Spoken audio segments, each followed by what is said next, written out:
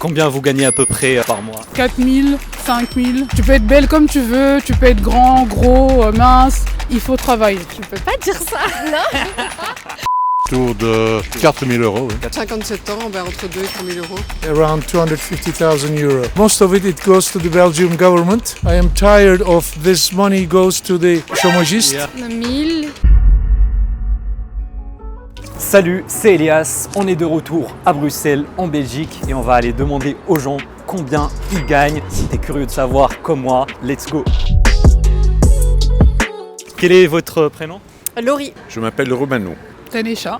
Van Gertrui. Qu'est-ce que vous faites dans la vie? Je suis commerciale et je gère un centre d'affaires à Bruxelles. Vous travaillez en tant que salarié ou c'est le vôtre? Je suis employée, oui. Et vous faites ça depuis combien de temps environ? 13 ans. Pourquoi vous avez choisi ce métier-là en particulier au lieu de... Parce qu'il y avait des possibilités de voyage à l'international et que du coup ça me permettait de mettre en pratique les langues que je parle et d'avoir un pied dans une entreprise internationale. Je suis psychologue Ouais. et je travaille en indépendant, oui. D'accord. Depuis quand vous faites ce métier? Une quarantaine d'années, un peu plus je pense. Pourquoi vous avez choisi ce métier-là en particulier au lieu de d'autres? Est-ce que c'est un choix des parents ou vous-même? Non, c'est un choix personnel. Est-ce que vous avez rencontré des difficultés pour en arriver là ou dans votre quotidien en tant que psychologue? Comment faire au début, comment trouver un travail salarié, parce que c'est nécessaire pour la famille et tout. Comment s'installer en tant qu'indépendant, enfin, mais rien de spécial, des difficultés D'accord. propres à tout le monde finalement. Ben, je suis styliste et journaliste. Vous faites deux métiers en même temps? Deux métiers en même temps, oui. Et là, maintenant, je suis en train de réaliser un peu mon rêve, parce que je lance ma marque de vêtements Vous travaillez en tant qu'indépendante ou salarié? en tant qu'indépendante. Pour les deux activités ou juste... Non, juste pour une activité, c'est ma marque de vêtements. Donc vous êtes entrepreneuse.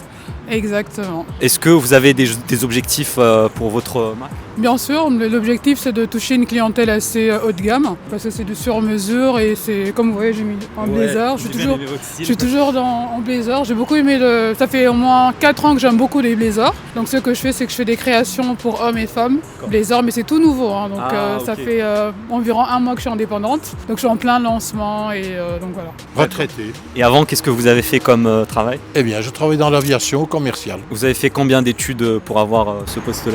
Bac plus 3. Combien vous gagnez à peu près par mois? Tu peux pas dire ça, non? Je peux pas. Mes collègues regardent, non, je peux pas dire ça. Une fourchette peut-être, juste pour quelqu'un qui veut se lancer dans ce métier pour avoir une idée. Fourchette, On va dire entre 2 et 3 000 euros. 3 000 euros par mois net. 2 et 3 000. Ok.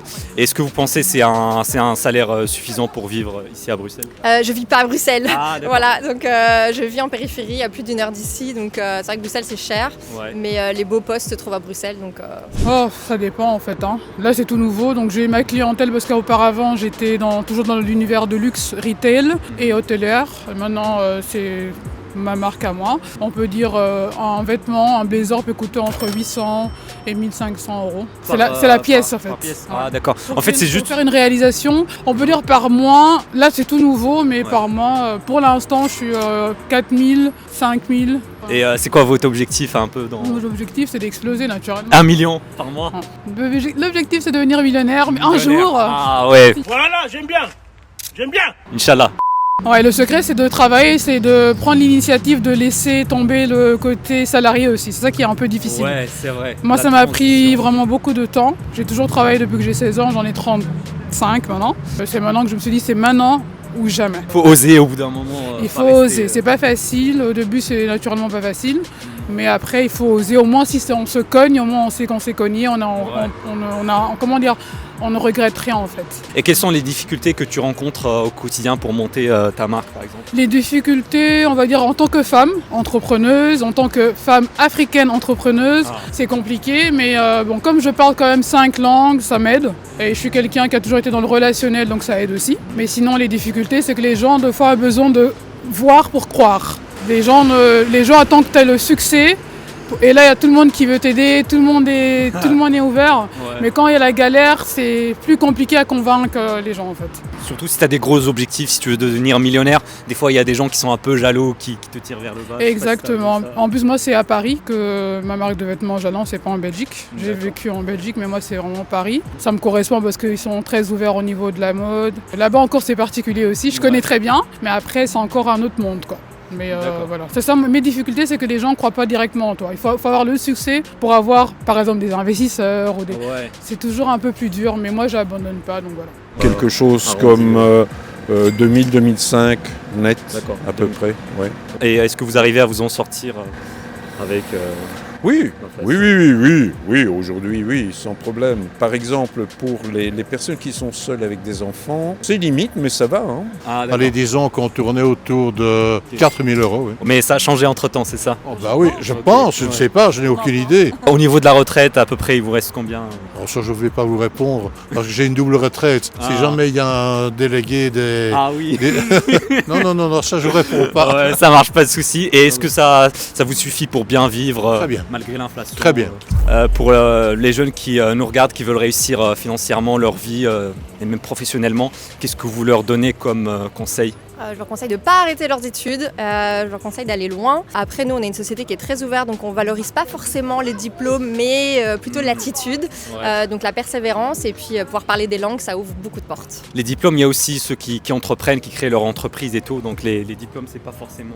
C'est pas que ça, mais une attitude, parfois, nous, on privilégie les compétences plutôt que les diplômes, mais c'est quand même bien d'avoir au moins un minimum, un petit bagage quand même sympa, et puis vraiment parler les langues, ça aide beaucoup. Ouais. En fait, le conseil que je donne, c'est le travail. Il ne faut pas écouter les gens. Il faut travailler tout le temps, acharné. Et en fait, avant de réaliser un rêve, il faut d'abord le rêver. Mais ça ne tombe pas du ciel non plus. Donc ça veut dire qu'il faut vraiment s'arracher, travailler, pas dormir. Il faut être passionné en fait. Ouais.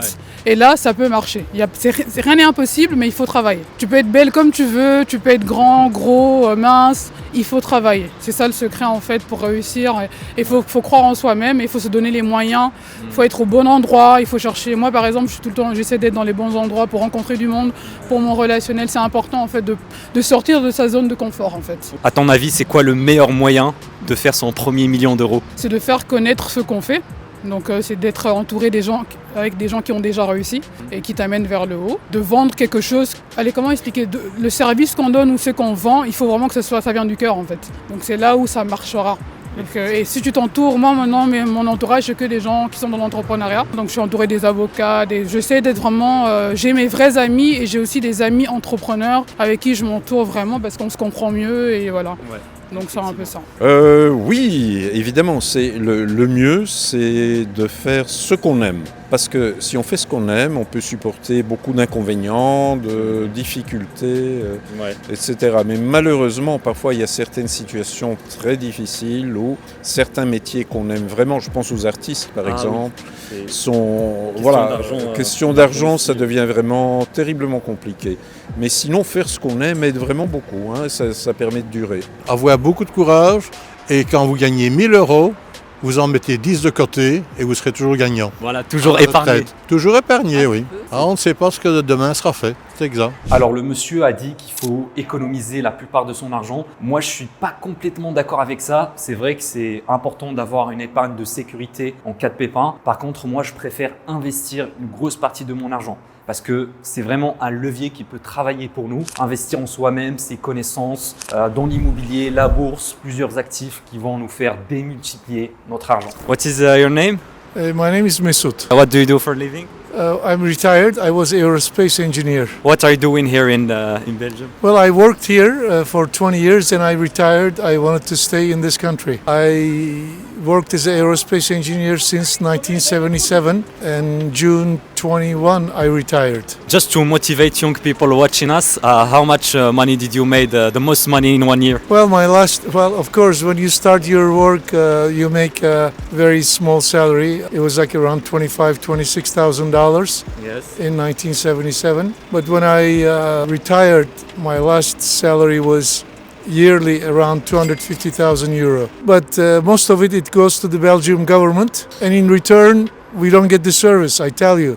Yes. The roads are in terrible shape, Yeah. lots of taxes. What pissed me off is after I retired at age of 70, I kept working 2 more years. And I paid the Social Security and I asked the persons in Tor de Midi and I said, are you going to change my retirement pension money every month? They said no, but I said, I'm going to contribute a huge amount of contributions to you Yeah. for because I'll be working full time. And they said, oh no, we won't pay you anything else extra, but it'll be your contribution to the piscine de camaraderie. I am tired of this money goes to the chômagiste, which at age of people who don't want to work. age of 30 or 35, and also it went to the terrorists in Molenbeek, Okay. which they blew the I airport know, yeah, and that's, metro and so. Do you have any life lessons or advice to give to young people watching us that want to succeed financially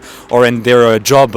First, with a good education. You have to get a good education, you have to work hard, because let's say from high school onwards, if we take 3 years high school and then 4 or 5 years university, that 7 or 8 years is going to define your life. How much money you'll make, what are you going to be happy in your life, your wife, your children. So it's going to define your next 40, 50 years in life. So I suggest the youngsters to work very hard, to be a good student, to get a good education, then be good professional, and don't expect in 2 or 3 years you will turn the corner, you will be a big manager. In US we say you have to pay your dues. What is your due is to work hard, to produce, to make something, to be a good team player, to be loyal to your employer, and then the good work will be compensated.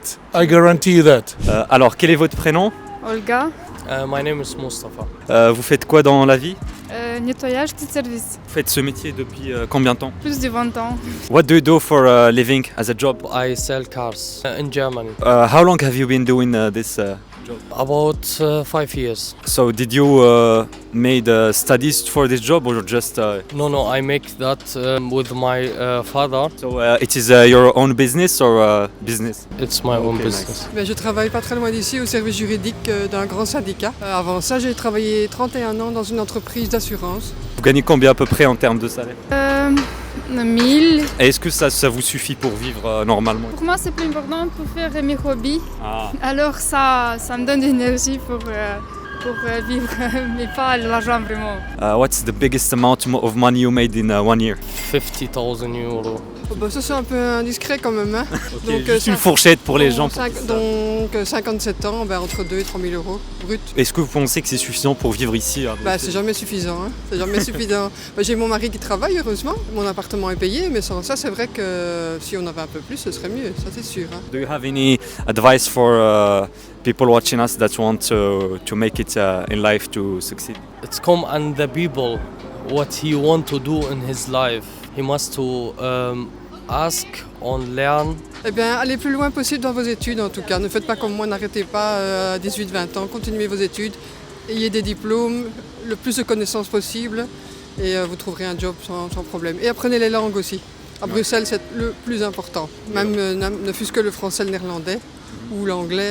Les langues, c'est très important dans notre pays. Surtout l'anglais, les gars, surtout l'anglais. Oui, le néerlandais aussi, mais disons qu'avec l'anglais, on peut aller partout. À Bruxelles, le néerlandais est important aussi, n'importe où en Belgique. Vous avez un conseil pour les jeunes qui nous suivent, qui veulent réussir dans leur vie professionnelle?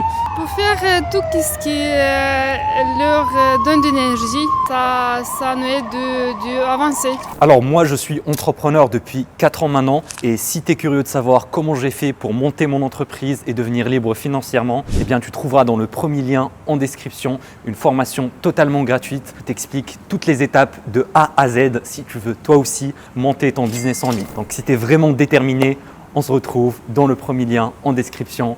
C'était Elias. Ciao ciao.